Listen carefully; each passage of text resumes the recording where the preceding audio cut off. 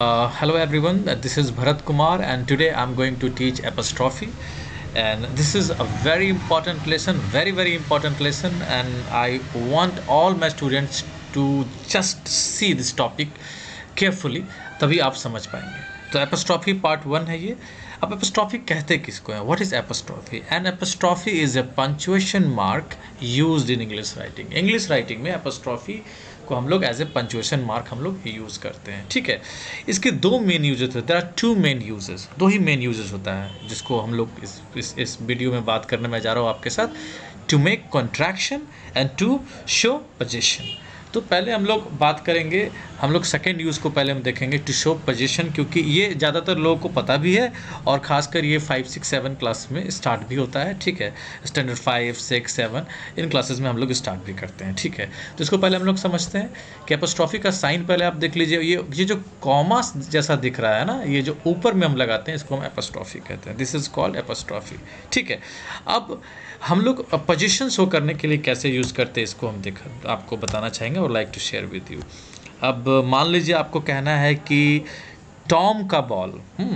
तो मान लीजिए टॉम एक लड़के का नाम है और उसके पास एक बॉल है. अब वो बॉल किसका है? टॉम का बॉल है. तो अगर हम चाहे तो हम कह सकते हैं कि टॉम्स बॉल. तो ये जो ब्लैक वाला आप देख रहे हो ना, ये ब्लैक वाला भी मैं फिर से आपके सामने लगा रहा हूँ. ये हो गया एपोस्ट्रॉफी हमारा, और उसके बाद हम एस लगाएंगे, टॉम्स बॉल. यानी टॉम्स बॉल का मतलब टॉम का बॉल. हिंदी में हम समझ सकते हैं टॉम का बॉल, टॉम्स बॉल, यानी समथिंग बिलोंग्स टू समवन.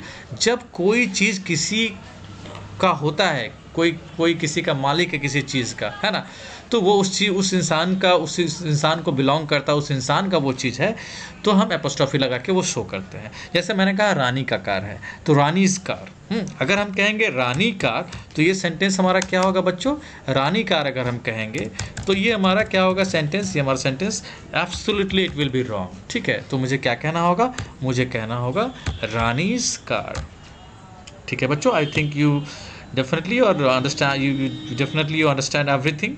ठीक है, तो ये हमारा हो गया रानीज़ कार. क्लियर है?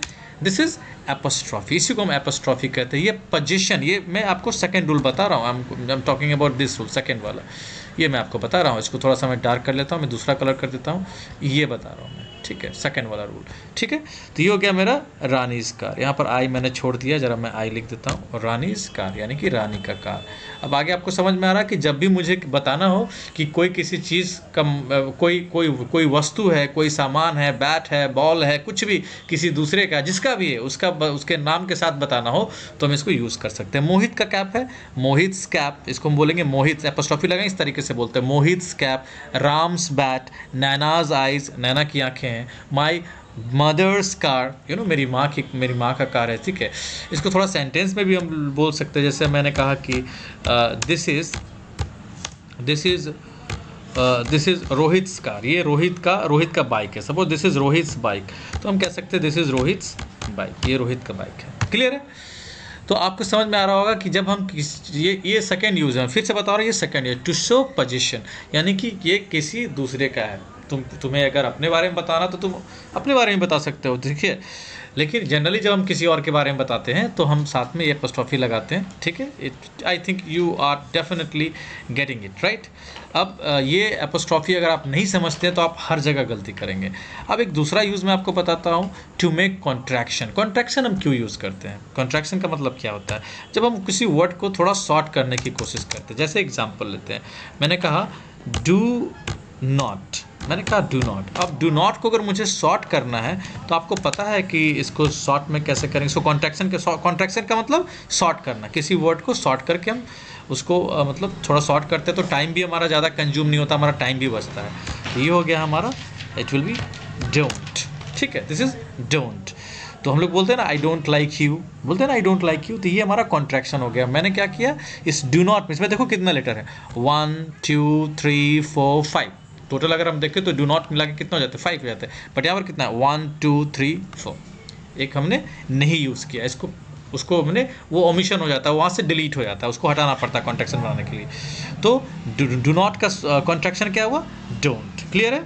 अब अगर एक और एग्जांपल लेते हैं हम लोग, और कहते हैं डज नॉट। और डज नॉट को अगर हमें यूज़ करना है तो डज नॉट का इस तरीके से हम बहुत सारा कॉन्ट्रैक्शन बना सकते हैं।